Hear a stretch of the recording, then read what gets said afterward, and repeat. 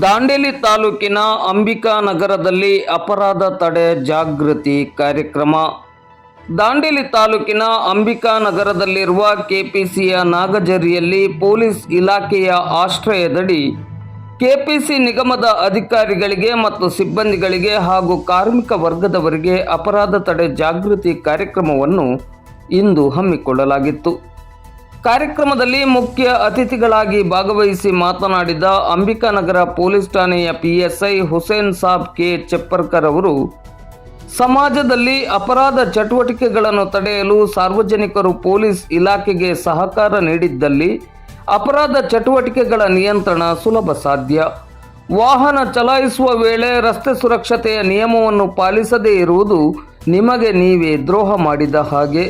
ರಸ್ತೆ ಸುರಕ್ಷತಾ ನಿಯಮವನ್ನು ಯುವ ಜನತೆ ಪಾಲಿಸದೇ ಇರುವುದರಿಂದ ಹೆಚ್ಚಿನ ವಾಹನ ಅಪಘಾತಗಳಾಗಿ ಸಾವು ಸಂಭವಿಸುತ್ತದೆ.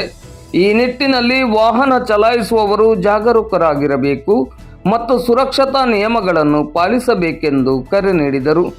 ಘಟನೆಗಳು ಹಾಗೂ ಅಪರಾಧ ಚಟುವಟಿಕೆಗಳು ಗಮನಕ್ಕೆ ಬಂದ ತಕ್ಷಣವೇ ಪೊಲೀಸ್ ಠಾಣೆಗೆ ಮಾಹಿತಿಯನ್ನು ನೀಡಬೇಕೆಂದು ವಿನಂತಿಸಿ 112 ಸಹಾಯವಾಣಿಯ ಕರ್ತವ್ಯಗಳ ಬಗ್ಗೆ ವಿವರಣೆಯನ್ನು ನೀಡಿದರು.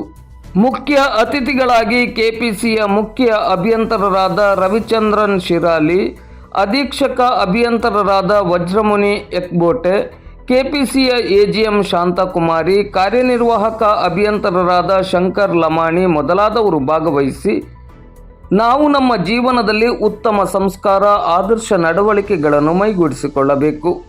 ಸಂಸ್ಕಾರ ಇದ್ದಲ್ಲಿ ಅಪರಾಧ ಕೃತ್ಯಗಳು ನಡೆಯುವುದಿಲ್ಲ.